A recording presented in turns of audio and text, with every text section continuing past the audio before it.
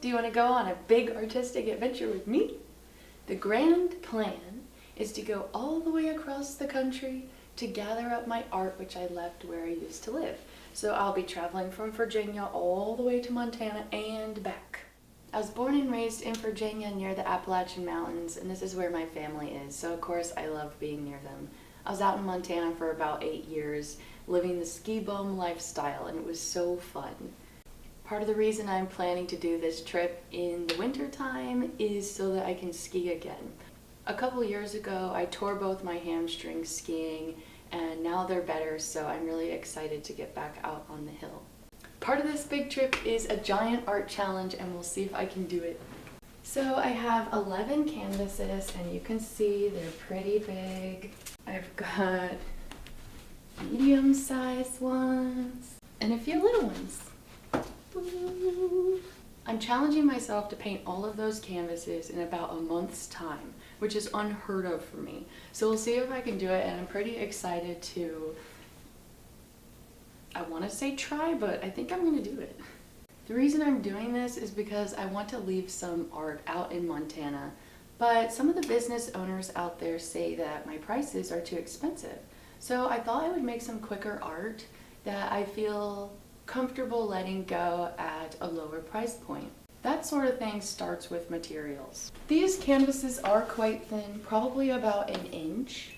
I've always prided myself in making artwork with the highest quality materials. However, that does tend to be more expensive costs on my end outside of the time I put into creating the work.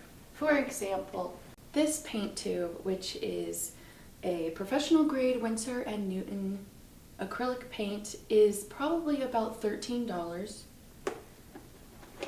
Whereas this paint tube is probably about $4, and this is a Blick student grade acrylic.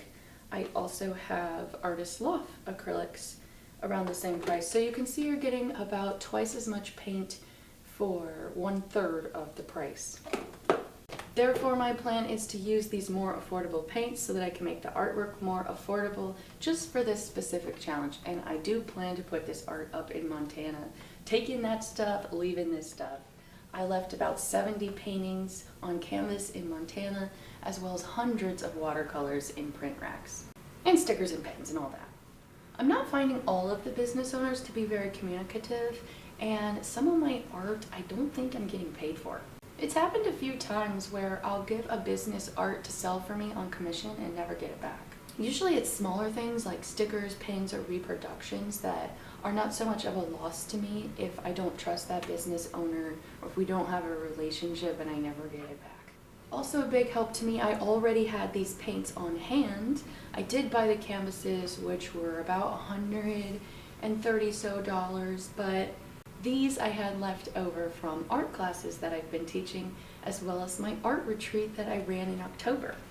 I am planning on making a video about that retreat for you, but you know, taking my time.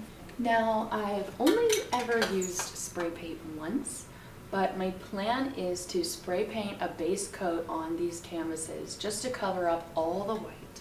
That again is going to allow for quick art, which I'm super excited to do because it's going to feel so good just to let it flow out of me, all messy and wild. I do still plan to cover the entire canvas with these paints. However, these lower grade paints tend to be a little bit more translucent, which just means see-through. And I have a feeling that the way I put it on the first time is going to be perfect, and I don't want to have to cover up something that I like just because it's see-through. Furthermore, I have a list of my favorite color schemes because I'm going to be focusing on learning like I always do with my art.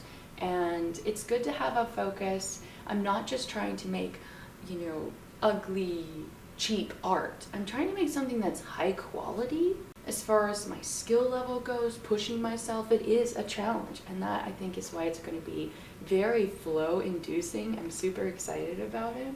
Many professional artists use this kind of grade paint. It's not really that much lower quality.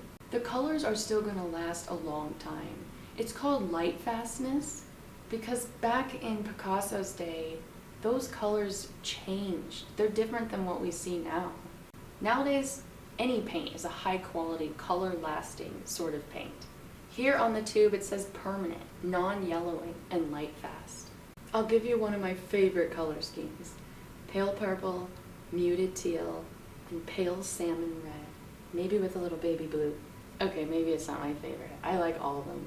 And just so you have an idea, I'm probably going to price these paintings around $800 to $600, maybe lower on the $300 end for those smaller pieces, compared to that $4,000 to $6,000 range of art that I have in that business location right now.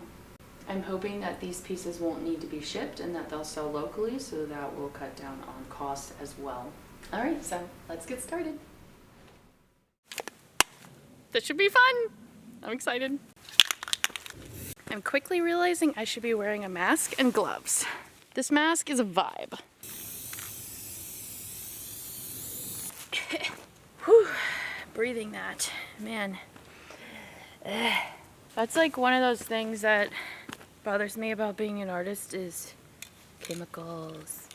As a kid, I would actually have a nickname of Chemicals whenever we would play Indigenous people in the woods.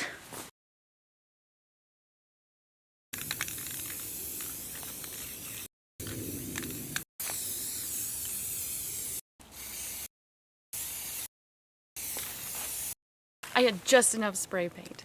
Please like this video, comment anything, even if it's just an emoji. I'm really trying to grow this channel so that I can be a full-time artist, which is my dream. So share this video with a friend, and please stay tuned for the next video, and go check out my channel about all the other stuff I've got.